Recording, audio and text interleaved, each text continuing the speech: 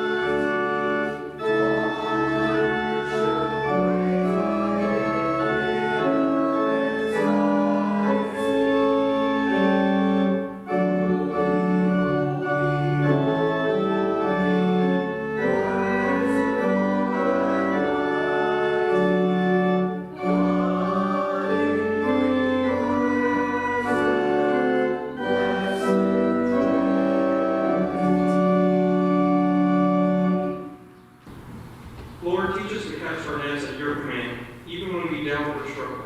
Remind us that you are the source of abundance, and your hands our efforts bear fruit. Just as Peter was humbled by your power and grace, let us humbly acknowledge our need for you. Call us, Lord, as you call those fishermen to leave behind what is comfortable and familiar, so that we may walk with you into the unknown. Help us surrender our fears, trusting that you will provide and sustain us. Let our faith be our nets, strong and open your blessings. Fill this place with your Spirit, and let your word transform our hearts, so that we too may become fishers of people, spreading your love and grace wherever we go. In Jesus' name we pray. Amen.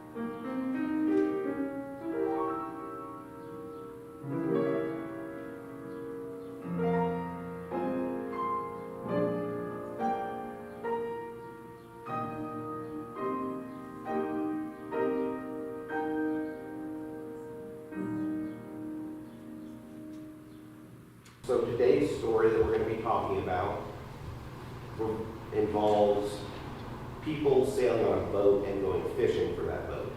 Now, has there ever been a time in your life where you've done something or had to wait a really long time for something to happen? Yeah. How does it feel, or how does it feel when you're waiting through that really long time?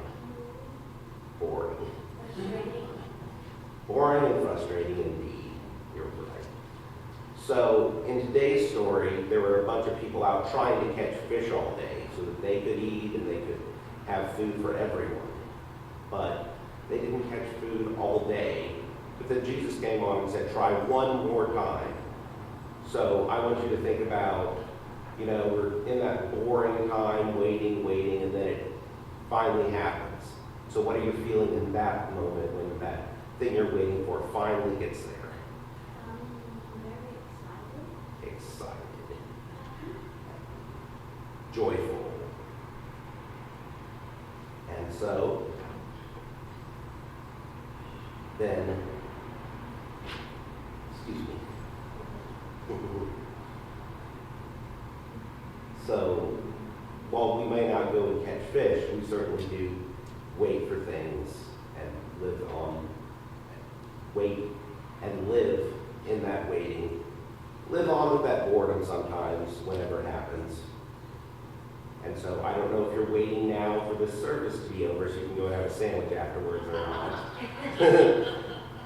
Sometimes I might be too, but we'll continue to wait and listen for Jesus to come and be excited and joyful when we're there. So thank you very much. Today's scripture comes from the Gospel of Luke, the 5th chapter, beginning with the first verse. Once, while Jesus was standing beside the lake of Gennesaret, and the crowd was pressing on him to hear the word of God, he saw 2 boats there at the shore of the lake. The fishermen had gone out in them and were washing their nets. He got into one of the boats, the one belonging to Simon, and asked him to put out a little way from the shore. Then he sat down and taught the crowds from the boat. When he had finished speaking, he said to Simon, "Pull out into the deep water and let down your nets for a catch." Simon answered, "Master, we have worked all night long, but have caught nothing. Yet if you say so, I will let down the nets." When they had done this, they caught so many fish that their nets were beginning to break. So they signaled their partners in the other boat to come and help them. And they came and filled both boats, and they began to sink.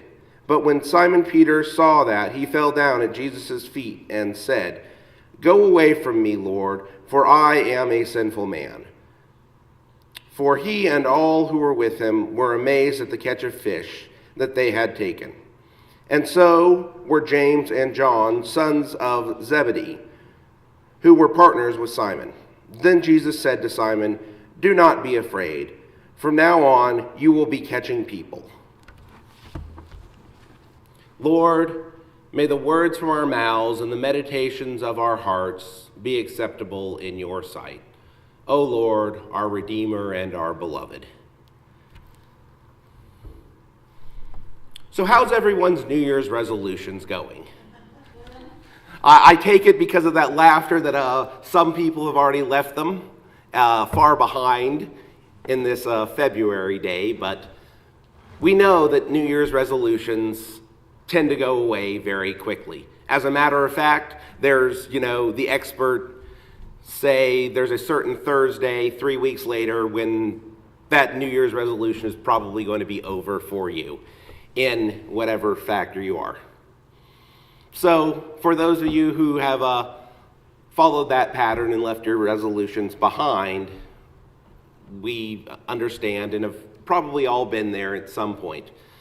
It's probably one of the reasons why I don't do New Year's resolutions anymore, because just trying to change something and failing and being frustrating is certainly one of those situations where I want to do this good thing, I want to make the change, but I fail to make that change in my life. And so looking at wanting to make that change, failing and trying to do it again is really what today's story is at its core. We have today's story of Jesus going out, taking a boat of people who have been working all night long to try and catch fish, teaching from it, and then having them catch an unbelievable load. So much so that they called in more boats and they all filled them all up. Really nice story. Yet, at the core of this story, what I want to look at the most today is Jesus' actions. What Jesus does through this story is that Jesus goes and builds a relationship with Simon, John, and James, as opposed to going out and doing a task. It's one of the emerging trends that experts will tell you in ministry. People are doing less and less task-oriented work and more relationship work. You're familiar with that very familiar phrase. You could give a person a fish and feed them for a day. You could teach the person to fish and they'll be able to fish for the rest of their life. And then Jesus will come along and fill their boat up with fish anyway. Yet, that's true also of emerging trends and patterns in ministry today. No longer are people seeking just to be given fish in their lives. No, it's those emerging patterns. It's learning how to fish that's becoming more and more important. Just as Jesus might have given some direction in teaching, both to the crowd, but then directly to the people in fishing, it was also relationship building, building those connections, showing the first step, and then saying, there's more to come. Because we all know that there's more to come always and every day, each and every moment.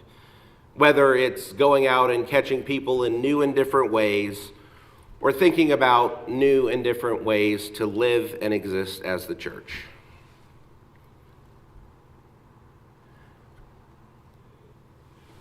Now, in today's story, there's also one of my favorite things, multiple boats. And I always have liked to consider, which one of the boats would I be on? I mean, would I have been on the boat with Simon Peter and everyone? Probably not. I would more likely be on one of those other boats at the end of my day, having done my tasks.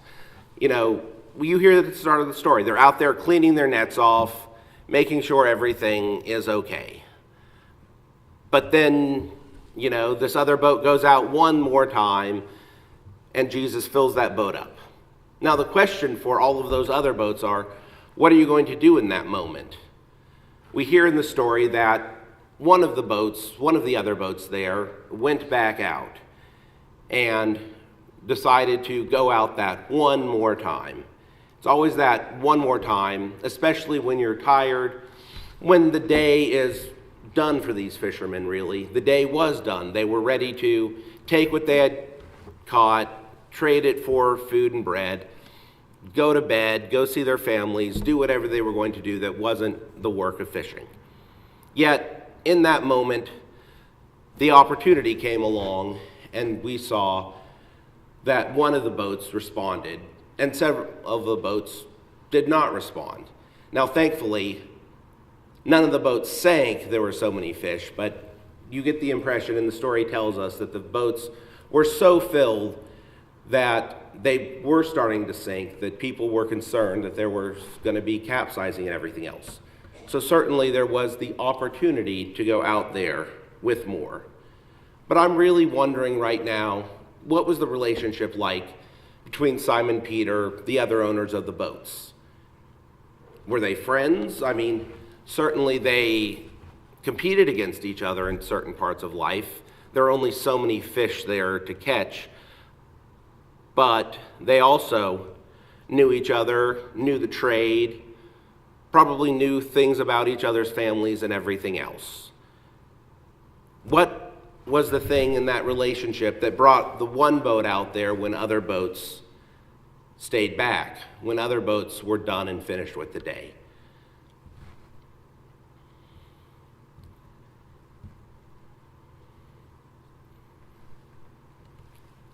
Anytime you go out and do something new or change your normal patterns, things can and will change and difficulties will present themselves. It's not all easy sailing, smooth, blue, clear waters all of the time. Jesus is not always there just to fill up your boat with fish. We know that in life. But we do also know that Jesus is alongside us in ministry and working together. And so, as we work to build the relationships up in the world, to be connected with each other, to be connected both with those people who are vastly like us, who come from our communities, who care for us and take care of us, so too do we build connections to our wider community, to our city, indeed, connections to our entire world. So that when we do get the call, we know that we can go out there that one more time, do that one more thing that we need to do in this moment. Knowing that the results are not always ours to control, but those relationships, those people we meet along the way, those journeys that we meet, enrich our lives just as much as anything else that happens.